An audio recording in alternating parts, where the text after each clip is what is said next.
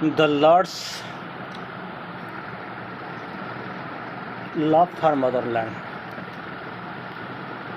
Our Lord's love for motherland. That is the topic of discussion for this evening. It is a very irony. Irony, that beautiful term, I think you are well aware of. Something we expect, but the outcome is something else. Something you think of, but the result comes opposite, contrary. So this ironic life that happened during the England life for our Lord. Already I have told you a couple of times before. I think you are well aware of. Dr. Krishnadan Ghosh, the famous doctor, sent his children for study in England. They were all three brothers. They were left under a clergyman and his wife with strict instructions, something you must do.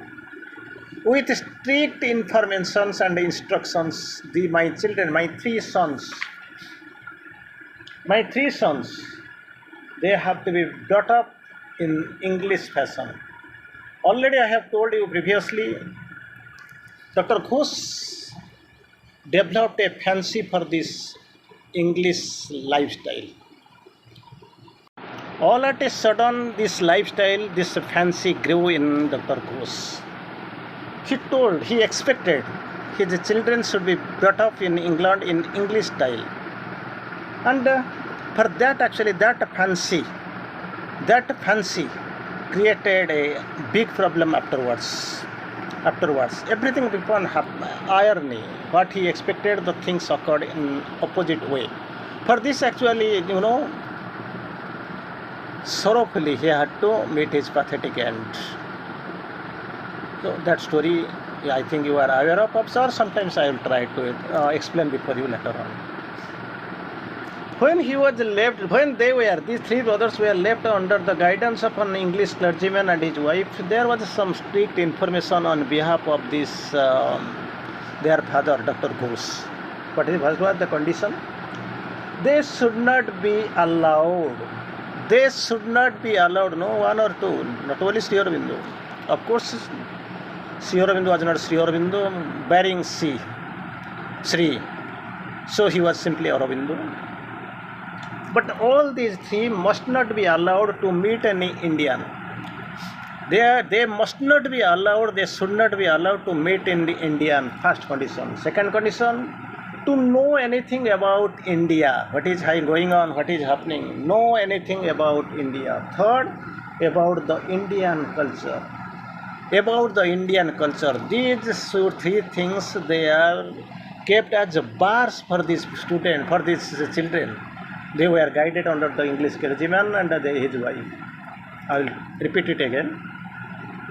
They should not be allowed to meet in India first. Second, know anything about India. Third, about the Indian culture. In other way, if you analyze, if you come to conclusion, that they should become accomplished Englishmen. Only Englishmen, nothing but Englishmen. They must be accomplished. Under that condition, Sri Aurobindo and his brothers, they were sent to England. But things changed by and by later on. Dr. Ghosh could not be able to send money. I will discuss it later. And one thing is there, they were not allowed to listen anything about India, Indian culture, Indian culture, Indian people and all. But finally they could be able to get the news because scenario changed. And love for the patriotism developed in Sri Aurobindo particularly. Why? The seeds of patriotism, it was well inside Sri Aurobindo because he was an accomplished Indian. Because you know Sri Aurobindo, I don't know how far you have understood. Because if you can understand the Sri Aurobindo story, if you go there, Mother Course, Mother Course beautifully. Sri Aurobindo, the emanation of the Supreme. Sri Aurobindo, the emanation of the Supreme, came down upon the earth to announce, purpose is to announce a new earth and a new race that is supramental. His purpose was totally different. He was not an ordinary human being like us, emanation of the Supreme. In another way, in another message about Sri Aurobindo, Mother has quoted, what Sri Aurobindo represents in the world's history, not in India's history. India is a small element, subset of this entire set, big set, world. What Sri Aurobindo represents in the world's history is not a teaching, nor even a revelation. It is a decisive action direct from the Supreme. Decisive action direct from the Supreme. So there was seeds of patriotism inside Sri Aurobindo, definitely were aware, because in the being contained in the human mind, surface mind, or groping mind, it will be very difficult for us to understand and judge our Lord, who is total emanation. Sachidananda, he is the avatar. He is a great avatar. So we can't just imagine and analyze and give comment upon Sri Aurobindo because we are so much little, so much finite to think of the infinity. So much within mind to think of his super mind. Just imagine who really is. And this seed of patriotism, it was well there inside Sri Aurobindo. I'll quote it. We should surely wonder how, in one who had spent all the childhood and youth, just imagine it is 14 years. 14 years, just imagine, 14 years exile, it is almost compared to 14 years exile of Ramachandra, Ram Banvas. That exile, it is also for Sri Aurobindo, it has been compared with this 14 odd years.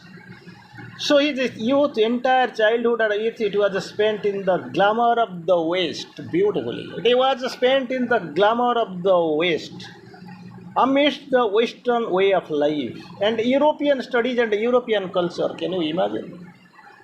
Can you imagine where she was staying? Of course,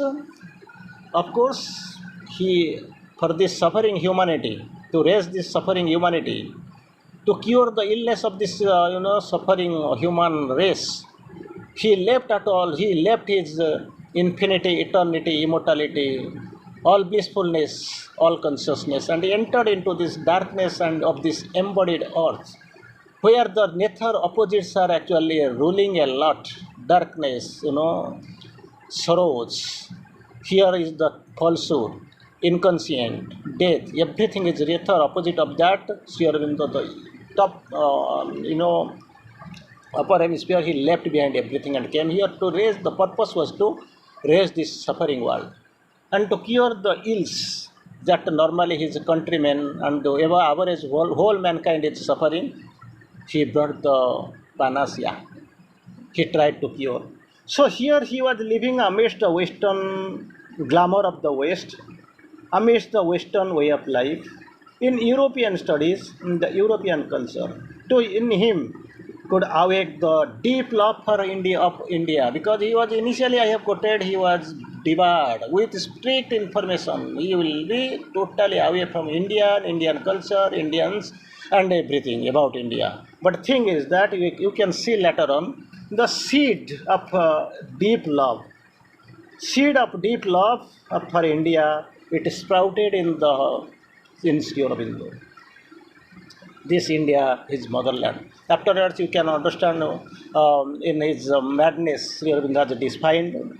For others, it is a country of lands, mountains, rivers, valleys, everything. But for me, it is India. It is my India, is my mother.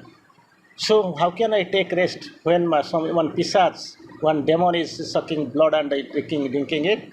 How shall, being a child, how shall I enjoy my meals, my dinner? So it is my duty to come into rescue of India.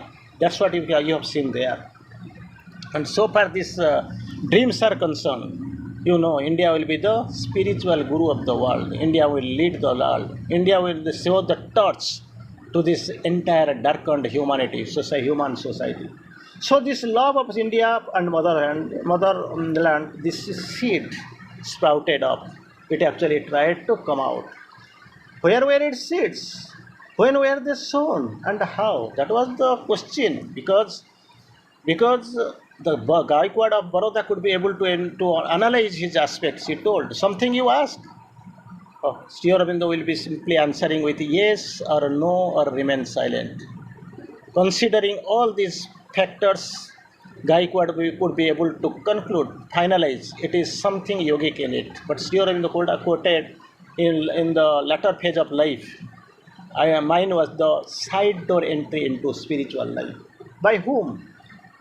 How powerful must have been that awakening in this youth, simply a youth and struggling there for food and shelter.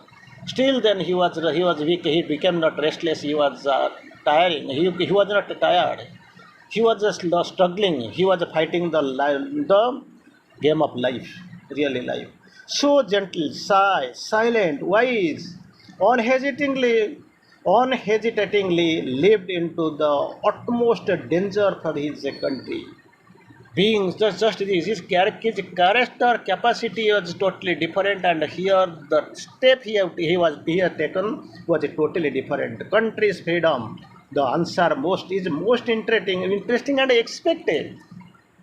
Because being a timid, silent, wise, he is leaping into the great freedom fight of India. It was expected. It was his own fathers who sowed the seeds. Initially, father had the thing. They must be restricted. They must not know about India, Indian culture, Indians. But this man actually sowed the light. Father who sowed the seeds. Can you believe? Can you believe? Yet it is true. Dr. Ghosh, though quite anglicized his way of life in India, had a deep-seated love for his land. In outwardly one side personality and inwardly he was one personality. He loved this English style of life, European way of life, living. But still then he had the liking and the loveness for the country. Even as his generosity, his patriotism, or greater deep within him was a love that burned. Love that ever burned. The love for his country and the countrymen. There was a deep hidden love inside. The British government of these days were heartless, oppressive, cruel, unjust to Indians. Ignorant and unwise, Dr. Ghosh could not bear to see Indians. He needed his children to be accomplished Englishmen. He had a strong fancy towards British way of living. Still, then he had tremendous patriotic love for his countries and countrymen, continent. He could not bear the agony and the suffering of his countrymen before him. So what happened? Maltreated by British, though he liked him Englishmen, the ways, but he denounced the government because it was anti-Indian. Anti-Indians, the huge suffering was simply intolerated. And therefore he wrote to his sons in England, and told them the government injustice. This is the injustice being justified government, but under this injustice, Indians are now suppressed. The high-handed ways towards Indians, these people are showing the terrible oppression. Everything he wrote to his children. He began sending newspaper cuttings, marking passages, distributing the ill treatment by English people to his fellow Indians, his neighbors. And Aurobindo slowly took this whole situation. Seed of patriotism started sprouting. And this was the effect. All his thoughts and feelings turned towards the liberation of India, true liberation of India. It was not true liberation, it was India's liberation. Later he came Pondicherry and started his inner war for this entire humanity. Towards the liberation of India, yes, even when he was still in England soil, while at his teens, he took up a firm decision to liberate the country. Already I have told that the sprouted seeds of patriotism sprouted in Sri Aurobindo, and he took the decision to liberate his country. It was in a strange way that beautiful seeds of patriotism were sown in his heart. It started sprouting. Seed was there, and it started sprouting, blossomed like everything, busted like anything. And Sri Aurobindo was, instead of getting the fancy of being an accomplished Indian, he came to decision that he must rescue Indians or liberate India. And this seed grew into a huge tree, and the result already you have seen. We will discuss in the next class. Vande Mataram.